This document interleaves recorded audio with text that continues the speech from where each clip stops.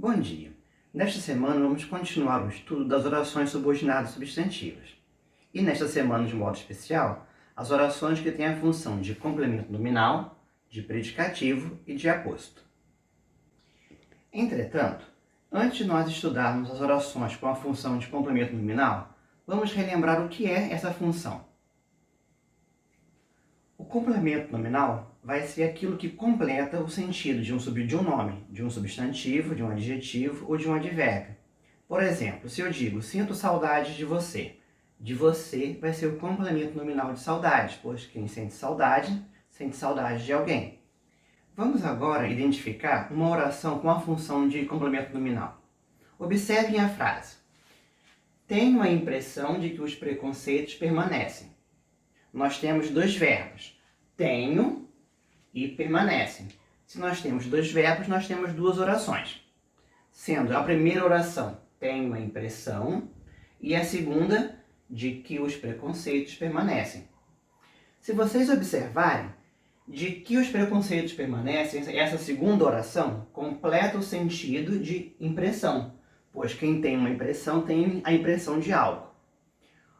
Sendo assim, essa oração aqui ocupa a função de complemento nominal.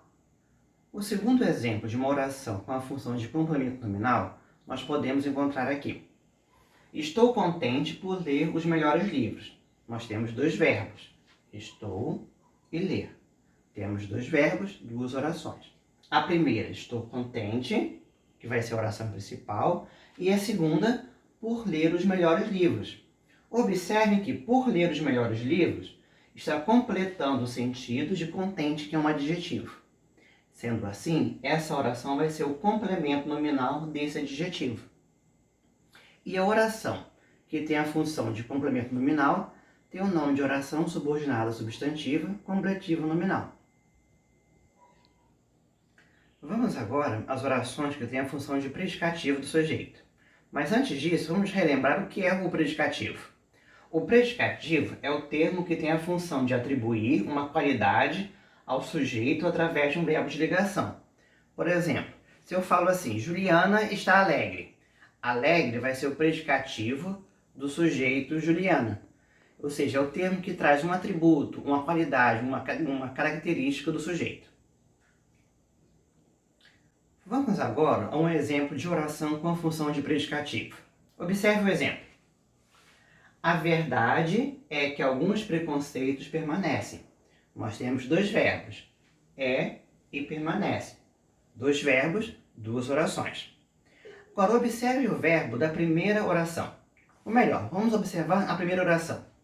A verdade é. Nós temos um substantivo, que aqui vai ser o sujeito, e um verbo de ligação. Se vocês observarem, falta informar o que é a verdade. Falta apresentar uma característica, um atributo, uma qualidade do que é a verdade. Dessa maneira, que alguns preconceitos permanecem, se está se referindo ao sujeito verdade. Nesse sentido, essa segunda oração vai atuar como um predicativo. Um segundo exemplo de oração com a função de predicativo, nós podemos encontrar aqui. A vontade dela era acabar com tudo. Mais uma vez, nós temos dois verbos, era e acabar, e, portanto, temos duas orações. Observe que a primeira oração, a vontade dela era, nós temos um sujeito, um verbo de ligação, que é o verbo ser, na forma era, mas falta indicar o que é essa vontade. Dessa maneira, acabar com tudo é o predicativo, é o que atribui uma característica ou um atributo ao substantivo vontade. Dessa maneira, essa oração vai ser uma oração predicativa, ou melhor dizendo, uma oração subordinada substantiva predicativa. Resta agora falar sobre as orações que têm a função de aposto. Mas antes disso, vamos relembrar o que é o aposto. O aposto é um termo explicativo, é um termo que esclarece, explica, desenvolve ou resume outro. Um exemplo de aposto a gente pode encontrar na frase. Luiz, o professor de português, está atrasado. O professor de português é o aposto e explica quem é Luiz. O jeito de resolver a situação era este, conversar. Observe, mais uma vez, duas orações. A primeira, o jeito de resolver a situação era este, uma oração em torno do verbo era, e a segunda, o próprio verbo, conversar. Observe que conversar está explicando qual era esse jeito de resolver a situação. Sendo assim, conversar é uma oração com a função de aposto.